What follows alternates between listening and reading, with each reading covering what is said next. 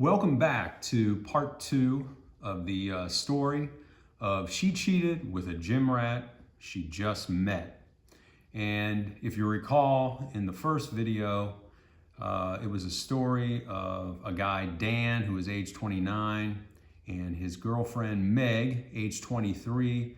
They had been together over 10 months. Things were going great. They were madly in love.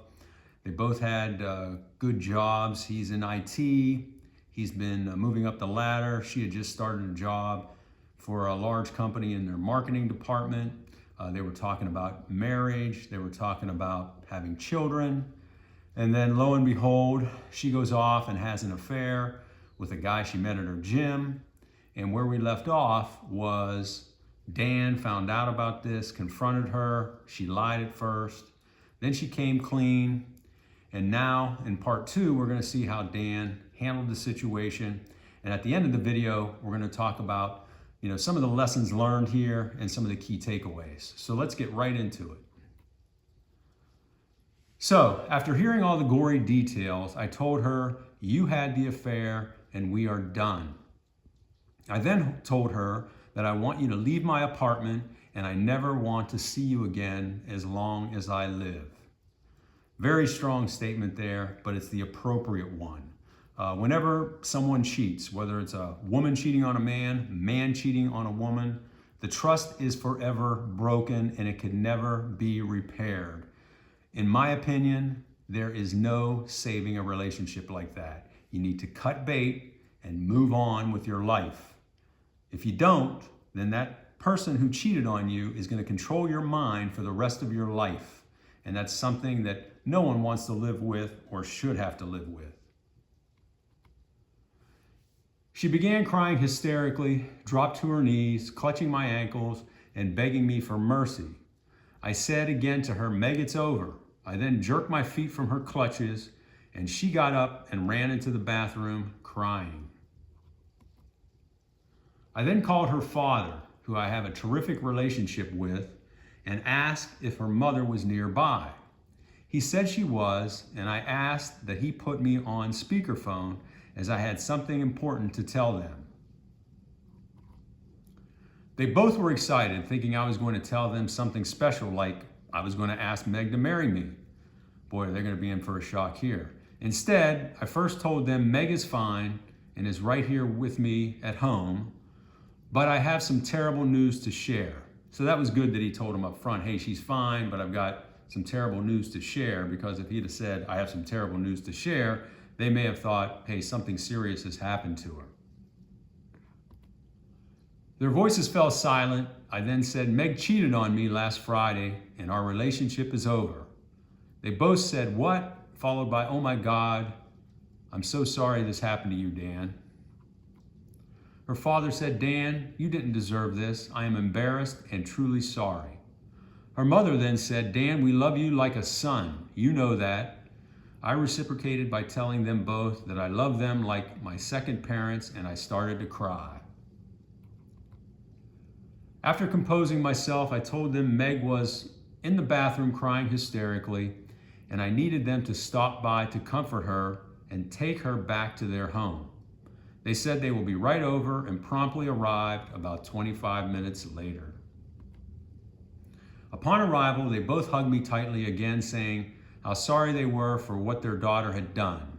Meg heard them and came out of the bathroom sobbing and said, "Mom and Dad, I'm so sorry. I'm broken.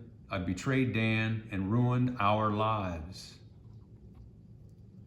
With that, her mother began sobbing and clutched her daughter as they both wept uncontrollably. As the ladies were crying, her father walked over to me, and this is a really poignant part here. Her father walked over to me and put his arm on my shoulder, stating, "Son, please do what is best for you. We will accept and respect whatever you decide to do." Obviously, her father is a very strong man, and he knows that a betrayal like this is irreparable. So he, went to Dan here and said, "Listen, you do what you have to do for you." And I think if Dan were to take her back, potentially her father would think less of Dan. Because a strong man, he knows a strong man would never be able to accept that. So Dan thanked him, gave him a hug, and with that, he walked over to Meg and her mother and said, "Let's go home." So the father walked over to the ladies as they were crying and said, "Let's go home." Before leaving, Meg turned to me sobbing and said, "Dan, I know you don't want to hear this now, and you will not believe me, but I love you and will always love you. I'm sorry for what I've done and will do anything, absolutely anything, to make it up to you if you just give me a chance." Don't do it, Dan. Don't do it. I said, "Meg, we are done. I could never trust you again and could never get the thought of you and the other man out of my mind. That movie will be playing in his, if he were to take her back, that movie of him or her and that other guy would be playing in his mind constantly. So therefore, she would be controlling his mind. Both of them, the affair partner and his girlfriend, would be controlling his mind from that day forward. And you can't live like that. So what he's saying here is truly factual. I need to move on with my life without you. Hearing this, she collapsed on the floor, sobbing, and with that, her father and mother put their arms around her, lifting her up and walking her out the door to their car. I spent the rest of the night in a shell-shocked daze, crying and going from feelings of extreme anger and betrayal to a terrible dark sadness that actually made me nauseous. I didn't sleep a wink that night, which completely understandable. The next morning, I called the landlord and had him change the locks on our apartment doors, blocked her phone number, boxed up all of her personal belongings, and had a courier service take them to her parents' home, which is about 12 miles from my apartment. I'm sure that was difficult, but that was absolutely the right thing to do. I have not seen nor heard from Meg or her parents since that fateful night. However, about a year after our breakup, I ran into a friend of Meg's who said that Meg had what amounted to a nervous breakdown shortly after our split. She said Meg took a leave of absence from her job and rarely leaves the house. She went on to say she looks totally different now and you wouldn't believe she is the same person. She said Meg has gained over 35 pounds, cut her hair short, dyed it black, dresses in black, and has gotten 2 tattoos above her knees. She described the tattoo above her right knee as a black shield with the word sinner on it, and the tattoo on the other knee as a depiction of Meg surrounded by the flames of hell. So obviously this girl has some mental problems, and she's now resorting to kind of like disfiguring herself, gaining all this weight, putting these heinous tattoos on herself, cutting her hair real short, dyeing it black, wearing black. So she's obviously got some real mental problems going on. According to her friend, she got the tattoos as a constant reminder that she is a terrible person who had it all and threw it all away for nothing. She said Meg is deeply depressed, is in therapy, and is taking multiple prescription medications. She said she has told her family and friends that her plan is to just exist for the rest of her life in a sort of self-mandated purgatory for what she has done. So obviously, again, this girl has some real mental problems going on, and it's good that she's in therapy and working with counselors and so forth, and hopefully she can come out of this because she obviously has some real problems. Hearing this made me feel terrible.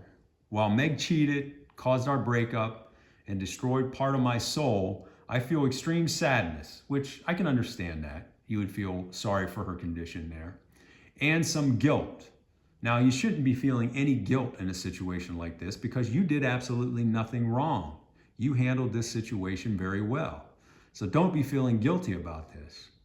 In hearing that someone I cared for so much is now suffering so much, I understand the sadness, because you don't want to see somebody just totally flame out like this. But he shouldn't be feeling any guilt because, again, he didn't do anything wrong in this situation. I thought about contacting Meg.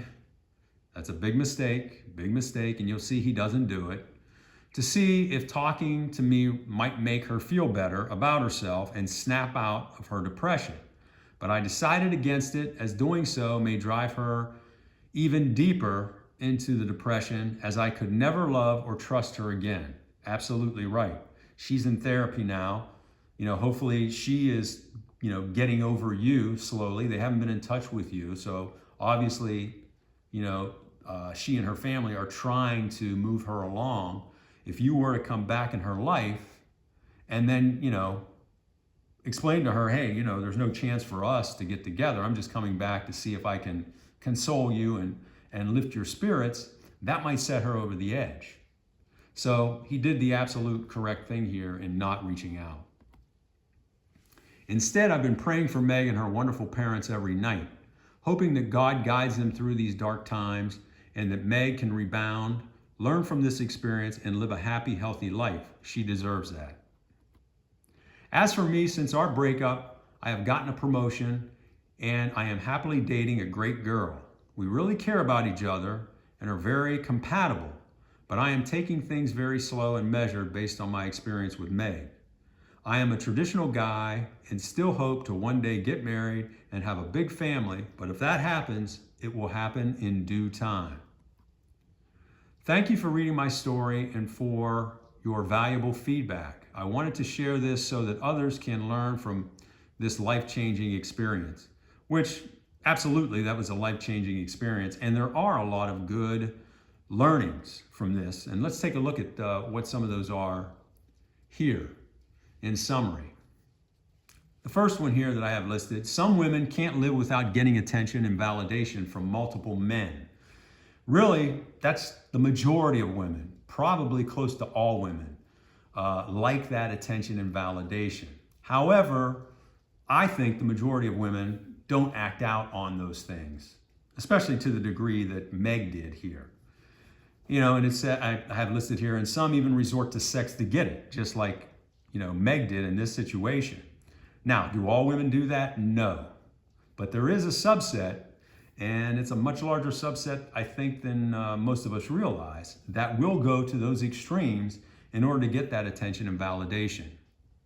Next point, women can immediately cheat after meeting a random guy at any time, at any place. Now, if you're in a relationship with someone, you should have absolute trust in them and they should have trust in you. You shouldn't have to be worried about, I got to think about where she's going at all times. If she goes to get, her oil changed, maybe she's going to hit it off with the guy who changes her oil. Or if the cable guy comes over to fix our cable, maybe she's going to hit it off with him. Or if she goes through the Starbucks drive-thru and the barista catches her attention, she might be hitting it off with him. You shouldn't have to live like that. You shouldn't have to live like that. But the point I'm making here, if someone is predisposed to cheating, they can squeeze in these trysts at any time. They can make time. They will make time for these trysts. So it's just something you have to keep in mind.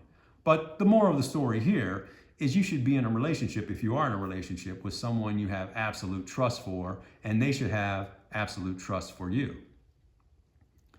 The next point, women don't always cheat for hypergamous reasons. In fact, they often cheat down. Now, in this case, I think there was some hypergamy going on here, but I'll explain that. But she obviously cheated down from a career standpoint. Dan had a very robust career going, and her affair partner was unemployed. So in terms of income, in terms of job status, definitely she cheated down. However, she may have cheated hypergamously with this affair partner based on his looks, his physique, because in this story, Dan didn't explain, what his body was like or what the affair partner's body was like or what their looks were like. So there could have been some, hypergamous reasons here because obviously she was physically attracted to this other guy. Women generally react emotionally. Biggest difference between men and women, I think, one of the biggest differences. without thinking rationally or about the consequences, where men typically react more pragmatically, meaning, let me think about this. Let me think about the repercussions before I make this decision. Now, does that always happen? No, it doesn't always happen. But women, most of the time, react on emotions. And that's exactly what this Meg did in this case. You know, she saw this guy, she was attracted to him, but instead of thinking, hey, wait a minute, I love this guy, Dan, we're living together, we love each other, we're in love, we're talking about getting married, having children, that's what I want. She wasn't thinking about any of those things. All she was thinking about was getting this guy, or getting the attention from this guy who approached her. And you see that after, you know, their lovemaking session ended, she immediately came to her senses and then, you know, started rationalizing things then, and then the gravity of it hit her. But again, that's a key difference between men and women. And the final point, and this one is critical to make sure you protect your health. When women cheat, they often do so without protection. It's kind of a crime of passion, I call it. Exposing men to potential life-changing infections, diseases, third-party sperm, and becoming fathers to children for whom they are not the biological father. So they're not thinking, again, they're reacting on emotion. They're not thinking about, hey, you know, put on a condom or whatever to their affair partner. They're just going at it. And then oftentimes they feel guilty, so they'll rush home and then overcompensate with their husbands by having, or boyfriends, by having unprotected sex with them, you know, thinking that, hey, I got to make up for what I just did, the sin I just did. And then that's completely exposing their boyfriends or husbands to STDs, STIs, to the sperm of the affair partner. It's just a totally disgusting situation. So guys, this is my public service announcement. Get used to wearing condoms. I think everybody should be wearing condoms every interaction that you have. And also using dental dams when you're performing oral sex on a woman. I think those are critical for protecting your health and also the health of your partner. Now, we're going to finish up here with, you know, my thoughts, and these are my thoughts on how to handle situations like this. And I'm not criticizing this guy, Dan. I think he did a great job overall. He made some mistakes, like he rushed into the relationship with her and started living with her. But hey, I think overall he did a great job in this particular scenario. But again, I'm going to be giving you my thoughts on the situation. Everybody needs to make decisions based on what's best for them. I'm just giving you my opinion here. So number one, when your partner cheats, you must immediately end the relationship. There's no turning back. You can't repair it. It's done. It's over. Finito. Move on. If you were to stay, first of all, you're going to be the laughing stock of your community. Second, that movie of the affair partner and your girlfriend or wife is going to be playing in your mind constantly. So they're going to own your mind. You're going to be miserable. You're going to be thinking about what's she doing now? Who's she thinking about? Is she thinking about me? Is she thinking about some other guy? You're not going to be able to trust her. So you got to cut that off immediately and do exactly what Dan did here. Handle the situation calmly, sternly, and never, ever employ violence. Never employ violence. The only person who's really going to be hurt by this long term is going to be you. You. Because what will happen is potentially you could, the police could be called, you could be put in jail, you could get a felony conviction, you could lose your job, and you could ruin the rest of your life. It's not worth it. It's not worth it. They're not worth it. So if you do feel that rage, which you're going to feel rage against your girlfriend or your wife, or you're going to feel definitely rage, where you want to strike out. If you feel that, what you need to do is step away from the situation, get away from it, cool down, and then come back and address the situation. Never, ever, ever resort to violence. There's no point, and there's no place for violence unless it's for self-defense. Quickly engage and notify family members and close friends of the situation so that your ex does not have a chance to spin the story or create a false narrative. And that's one thing he did great here. What he did was he went out and he immediately, contacted her parents, and her parents came over and helped him, resolve the situation with her. And if he didn't do that, that whole situation that night would have turned out much differently, because I guarantee she wouldn't have left the apartment. She'd have been crying. She'd have been holding on to him. She'd have been screaming. And then since she was, she'd be grasping at straws, she may have manufactured some story, maybe called the police, said, hey, my boyfriend's here and he's trying to kick me out of his apartment, and then it could have turned out completely different. But he engaged her parents, and because of that, things went as well as could be expected in that particular case. Cut off all communication and resist any urge to reconnect for any reason. Very important. You're going to be tempted to contact them. You're going to be tempted to maybe go hook up with them. It's the worst thing you can do. Don't have any additional contact. Next, and I stressed this on the previous page, get comprehensive STI, STD testing. Have a candid discussion with your partner up front about STDs and STIs and vaginal sperm survivability before entering an exclusive relationship. That's just my suggestion. You should have those discussions. Hey, we're going to get in this exclusive relationship. Let's talk about affairs. If there's any affairs, our relationship's over. We got to talk about protecting each other from STIs and STDs. And you have that discussion up front, so you lay the ground rules. I think that's very key. But protect yourself, protect your health. Require a DNA test before accepting responsibility for any child.